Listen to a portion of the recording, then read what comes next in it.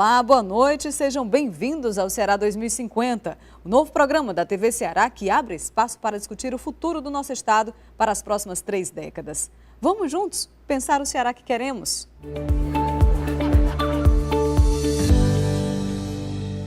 Planejar para construir um Ceará mais justo, inclusivo e democrático. Estamos falando da Plataforma Estratégica de Desenvolvimento Ceará 2050. O projeto está sendo coordenado pela Universidade Federal do Ceará em parceria com a Secretaria Estadual de Planejamento e Gestão. A meta é discutir e definir ações prioritárias para as próximas 3 décadas, com a ampla participação da sociedade cearense. E a TVC, como uma emissora pública engajada com a construção do futuro do povo do Ceará, está presente nesse momento tão significativo e abre espaço para a população participar do diálogo. No programa de estreia, recebemos o secretário-chefe de gabinete, Elcio Batista, e o coordenador da plataforma e professor da Universidade Federal do Ceará, Barros Neto. Olá, boa noite, sejam muito bem-vindos. Boa noite. Então, secretário, como é que surgiu a ideia de criar a plataforma Ceará 2050? Bom, em primeiro lugar, ela surgiu no programa de governo do governador Camilo Santana. Naquele momento em que ele era um candidato a governador, isso já fazia parte do plano de governo. Uma vez eleito, ele colocou isso como uma prioridade do governo, que era justamente estabelecer uma plataforma de desenvolvimento sustentável para que a gente pudesse pensar o futuro do estado do Ceará, estabelecer as metas, os grandes objetivos que todos precisam perseguir. Esse é um projeto de Estado, portanto não é um projeto de governo, na verdade é um projeto de Estado que o grande objetivo é que ele tenha continuidade, que ele tenha perenidade, independente do governo que esteja à frente do Estado, e que a população participe, que a população se engaje, que também esse processo resulte da interação e da integração do Estado com a sociedade civil organizada e com o setor privado. E que isso estabeleça esses grandes objetivos e metas que possam ser perseguidos por todos. Então, essa é a estratégia. E ela nasceu lá atrás. A gente acredita muito que, com isso, o estado do Ceará vai ter mais velocidade no seu desenvolvimento. Perfeitamente. Agora, existe toda uma estratégia dentro dessa plataforma, não é, Elcio? Como é que vocês pensaram as etapas da plataforma Ceará 2050? O primeiro passo a ser dado foi contratar justamente uma instituição de fora do governo, de fora do Estado, para coordenar isso. E nada melhor do que a Universidade Federal do Ceará, que tem expertise, tem conhecimento, tem pessoas habilitadas, tem pessoas que já fizeram isso aqui no Ceará, num nível menor, e participaram de outros projetos em outros lugares do Brasil. Então a universidade é a grande parceira, é a grande líder desse processo, justamente de construir essa plataforma. Então o primeiro passo foi esse. O segundo passo é justamente você fazer com que a plataforma, ela, digamos, conquiste as mentes e os corações dos cearenses, que as pessoas possam se apaixonar pela ideia de construir o futuro no longo prazo. O brasileiro e o ser humano de um modo geral, mas o brasileiro especificamente, ele é muito imediatista. A gente quer resolver os problemas para agora ou para ontem, né? E a gente esquece de planejar o futuro, e a gente esquece de dedicar muitas das nossas energias no futuro. O que acontece? Muitos dos problemas que a gente está vivenciando hoje no Brasil poderiam estar agora resolvidos, mas se eles tivessem sido planejados lá atrás. Como eles não foram planejados lá atrás, os problemas não só continuam, persistem, mas se agravaram. Vide a questão da saúde, vide a questão da desigualdade social, vide a questão da segurança pública, vide a questão do meio ambiente. Então, quer dizer, todos esses processos seriam extremamente importantes deles terem tido lá atrás decisões estratégicas de longo prazo. Como isso não ocorreu, a gente está vivendo um momento extremamente delicado no nosso país, porque esses problemas agora são extremamente grandes, demandam um esforço muito grande no curto, no médio e no longo prazo. Por isso que é tão importante planejar o futuro. Perfeitamente. Professor Barros, fala para a gente um pouquinho sobre o papel da universidade na construção dessa plataforma Ceará 2050. Bom, acho que o grande papel da universidade, né, foi, a partir do convite vindo pelo governo, é justamente coordenar esse processo. A gente tem feito várias visitas, né, e às vezes, muitas vezes as pessoas já querem algumas soluções, até porque vindo da universidade. E a gente tem sido muito claro nisso, dizer, olha, o papel da universidade é coordenar todo esse processo, não é dar soluções. As soluções serão dadas pela população, pela discussão, pelo debate, pelo embate, né? Ideológico, né? Ou seja, é justamente nessa construção, né, que é o grande mote aí, de construir isso aí. E a universidade, né, até pela a sua própria característica, né, de ser um espaço de debate, um espaço democrático, ela foi, né, chamada a participar. E também eu acho que a universidade, as universidades serão os guardiões desse projeto, né? Então, o que for gerado, o conhecimento que foi gerado, né, as discussões que foram realizadas, tudo passará pela universidade. E eu acho que tem um outro ponto também, né, com relação às universidades, são os estudantes. Né? Então, ou seja, os estudantes que estão na universidade, né, estão na faixa de 20 anos. Né? Vamos dizer, com o Ceará 2050, eles vão estar na faixa dos 50 anos, ou seja, vão ser os líderes, os que vão estar executando, que vão estar, vamos dizer, usufruindo para o bem e para o mal de tudo que está sendo discutido hoje, agora. Né? Então, assim, envolver os estudantes é fundamental.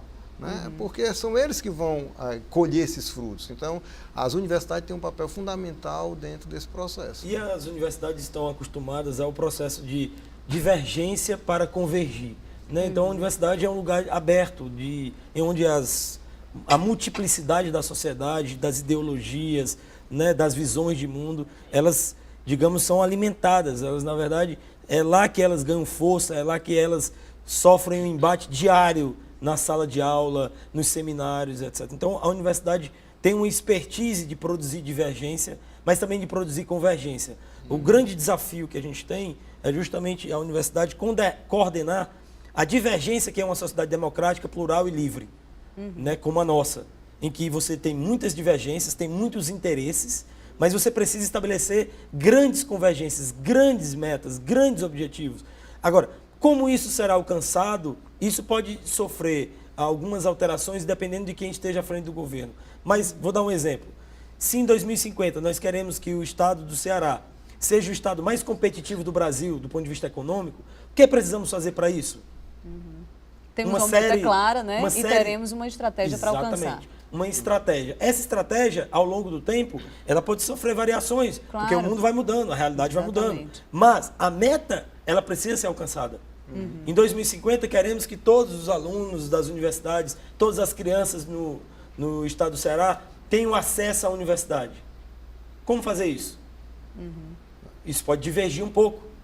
Pode ser que ao longo do tempo haja modificação. Agora, a meta, ela vai ter que ser alcançada, o objetivo vai ter que ser perseguido e a sociedade vai cobrar isso. E o importante aí também é a questão, que eu acho que é uma coisa que a gente também vem discutindo muito, a questão do pacto. Né? Acho que existem vários exemplos aí no Brasil, principalmente fora do Brasil, de pactos que foram criados, né, para o bem comum. Então, como o Elcio já mencionou, né, essa meta, ela pode ser um grande pacto de chegar lá, né, e indo ajustando de acordo com os contextos, de acordo com os matizes ideológicos, mas ter aquela grande meta de chegar, aquele grande pacto, aquela grande vantagem. Eu acho que isso é o que vai nortear o governo eu acho que esse é o grande, eu acho que é o grande objetivo, que a gente construir esse pacto, né, pelo Ceará, que eu acho que é um grande ganhar desafio. Principalmente o engajamento da sociedade, né? Porque no momento que a gente tem a sociedade engajada, existe uma cobrança para que esse pacto seja cumprido. Né? Que é o controle social, né? Sem dúvida. A gente tem que estabelecer o pacto, a gente tem que estabelecer as metas, os grandes objetivos. Isso tem que ser um processo aberto, transparente, claro, para que as pessoas possam, na medida dos seus conhecimentos, das suas habilidades, das suas competências, elas participarem, para que depois elas possam cobrar isso, fazer o controle social disso. Porque também não podemos construir essa plataforma, engajar as pessoas, gastarmos uma energia muito grande no processo e depois de ser esquecido. Isso não pode virar um documento num instante, seja da universidade, seja do governo. Isso precisa ter vida, isso precisa ser acompanhado permanentemente. Isso precisa ter indicadores que precisam ser acompanhados mensalmente, dia a dia, semana a semana, mês a mês, ano a ano.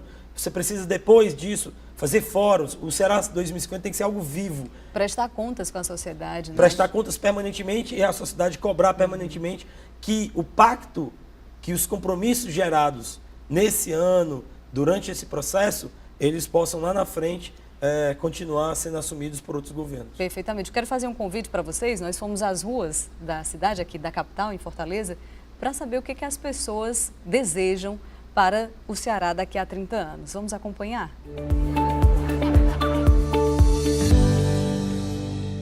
Pode ser que daqui a 30 anos a gente tenha dado 1 ou 2 passos, porque a gente está muito atrasado com relação a outras nações. Então, acho que daqui a 30 anos é um prazo médio para se ter uma evolução na nossa sociedade. Que nós tenhamos educação de qualidade, que ela possa formar o cidadão, que nós tenhamos um país com muita honestidade, com muita transparência, que as políticas públicas cheguem ao cidadão comum, aquele que mais precisa. Mais educação, né?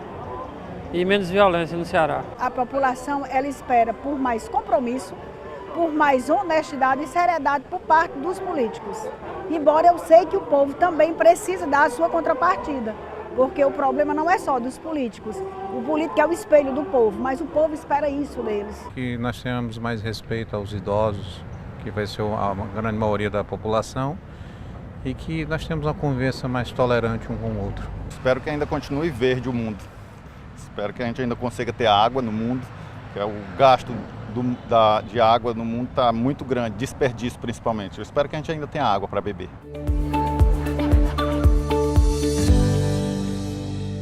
Então, como a gente pôde perceber, é um pouco difícil para as pessoas fazerem esse exercício do Ceará que queremos para daqui a 30 anos. Não é um horizonte ainda muito distante para muita gente. Mas o que a gente pôde observar é que eles trouxeram à tona problemas que a sociedade enfrenta hoje. Questão ligada à insegurança, ao meio ambiente, não é? Algo que chama atenção, urbanização das cidades. Enfim, como é que vai ser trabalhar junto com a sociedade na direção desses que são justamente os anseios dela? Olha, eu fico muito, digamos, feliz com essas preocupações, né? Agora, a solução para essas preocupações, elas não se dão no curto prazo. Uma das coisas que a gente precisa esquecer, mas isso faz parte da nossa tradição como sociedade, né? Inclusive do ponto de vista da nossa cultura. Nós aqui no Brasil estamos sempre querendo um salvador da pátria. Daí temos até tido uma novela chamada O Salvador da Pátria. Né? Então, a gente sempre está na esperança de que algo sobrenatural vai ocorrer e que uma pessoa, quase que um emissário, né, divino vai resolver os problemas da nossa sociedade. Então, como é que a sociedade vai perceber a importância que ela tem dentro desse processo, né, de construção do futuro? Olha, esse é um processo também, digamos, que não ocorre da noite para o dia, não é algo simples. É uma mudança de cultura, né? É uma mudança de mentalidade, de cultura e de mentalidade também das pessoas, né, para que as pessoas possam entender que a colaboração delas, o olhar delas sobre a vida delas, precisa ser apropriado por toda a sociedade e pelo poder público. A gente também tem uma sociedade extremamente dividida, compartimentalizada. É uma sociedade dividida em classes, há uma desigualdade muito grande, há horizontes muito grandes e às vezes que não tem nem comunicação. Há cidades que não se comunicam. Fortaleza é uma cidade extremamente desigual. Tem pessoas que não conhecem a cidade em toda a sua inteireza, ou seja, a totalidade da cidade. Tem pessoas que vivem num bairro, praticamente vive, nasce, cresce e morre naquele bairro, né, sem conhecer essa diversidade. Então, se engajar, participar, é fundamental para que as pessoas possam perceber que existem múltiplas realidades e que eu preciso produzir um pacto que seja capaz de incorporar essas múltiplas visões, esses múltiplos interesses e esses sonhos que as pessoas têm. Né? As pessoas estão sonhando, isso ainda é algo bom. Né? Professor, o senhor compartilha dessa linha de pensamento? Sim, com certeza. Eu acho que essa questão de planejamento, né, que eu acho que é um grande ponto que você tem que trabalhar, que é o que muitos países já fizeram, né? Ou seja, de planejar, de se pensar, né? E como política pública não é uma coisa que acontece daqui, amanhã está pronto. Né? Por exemplo, nós temos exemplo da Coreia, Que começou nos anos 60 o investimento de educação, nos anos 90, nos anos 2000, a Finlândia, nos anos 70, e agora que estão aparecendo os resultados, né? Então, assim, nós aqui no Ceará hoje já temos até algum destaque nacional com relação à educação, mas são coisas que começaram há 10, 15 anos passados. Então, assim, a gente tem que ter essa noção que não é na canetada, porque se fosse já tinha sido resolvido, tá? E além do mais, a gente tem que ver que essas coisas não são assim, educação, né? Ou então segurança, que eu vou lá. Não é só polícia na rua, certo? Eu tenho que tirar a criança, botar a criança na escola, eu tenho que dar saúde. Então, o problema é complexo. Então, por ser complexo, ele exige uma tomada de decisão complexa, de longo prazo, com várias interfaces, vários setores trabalhando juntos. Então, essa questão de se discutir ao longo prazo é porque não adianta, por exemplo, chegar lá, vamos só botar professor na sala de aula. Né? Não é só isso. Eu tenho que equipar a sala de aula, eu tenho que dar novas metodologias para os professores, eu tenho que valorizar o professor, certo? Estabelecer um perfil, né? Estabelecer um perfil. Eu tenho que, uma coisa importantíssima, eu tenho que dar futuro, perspectiva de futuro para essas crianças. Mas se você for pegar os nossos filhos, desde criança, nós damos uma perspectiva. Até aquela pergunta, o que é que você vai ser quando crescer? Né? O menino, eu vou ser pipoqueiro, né? Eu vou ser palhaço, eu vou ser engenheiro, vou ser médico. O menino é pequeno, mas aquilo, mesmo que você esteja aqui, o menino lá na frente está pensando, opa, eu tenho um futuro. Quando você pega uma criança que não tem muito essa visão, o que é que eu vou fazer na escola? Né? O que é que eu vou fazer lá? Tá? Então, criar essa expectativa, essa perspectiva é muito importante. Certo? Então, assim, até a própria economia do Estado, tudo isso tem que estar atrelado para que você possa trabalhar juntos para resolver, né, esse problema. Então, pensar isso de forma... E aí, eu acho que, um pouco do que o Elcio está dizendo, nós não podemos pensar só no meu quadrado. Né? Eu tenho que sair do meu mundinho e ver toda a complexidade. Porque, às vezes, você vai para um debate e as pessoas são muito... Não, se fosse eu, fazia assim. Né? Só que quando você senta na cadeira, não é assim que se faz. Né? Porque é bem complexo, ali, né? Eu tenho vários atores e vários desejos que estão lá que a gente tem que estar, vamos dizer, ali politicamente negociando aquilo ali. Né? Então, negociando, produzindo consensos. Né? Essa plataforma é um grande consenso. É um grande consenso sobre o futuro. O que queremos ser mesmo? O Brasil, na década de 70, o Banco Mundial fez um estudo e foi ver os países de renda média. O Brasil estava nessa categoria de renda média. A Coreia do Sul também estava na categoria de renda média, com uma renda menor do que a do Brasil. A China tinha uma renda que, à época, era mais ou menos 30% da renda per capita do Brasil. A China na década de 70, no início da década de 70. Irlanda, a mesma coisa, tinha uma renda per capita inferior do Brasil, era um país de renda média. Itália, Espanha, todos eles. O que aconteceu agora, 30 e poucos anos depois, 40 anos depois? Todos esses países são países de renda alta. E o Brasil continua sendo o quê? Um país de renda média.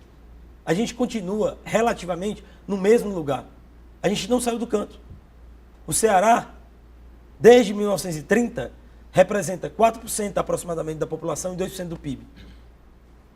A gente, relativamente, disso, né? A gente continua no mesmo canto. Então as metas precisam ser usadas, né? E a busca pela concretização também. Exatamente. Né? Não podemos mais repetir a história, repetir no futuro o passado. Não podemos estar daqui a 30 anos, discutindo de novo. Como é que é a questão da educação, questão do meio ambiente, questão da segurança. Não podemos, da saúde, não podemos mais fazer isso. Daqui a 30 anos a gente tem que dizer assim, resolvemos nossos principais problemas. Estamos aprimorando, né? Agora a gente está apenas ajustando. Perfeito. Mas esses não são mais grandes problemas para a nossa sociedade. A gente vai fazer uma pausa na conversa agora, tá? Vamos para um rápido intervalo, mas daqui a pouquinho a gente volta com mais do Ceará 2050.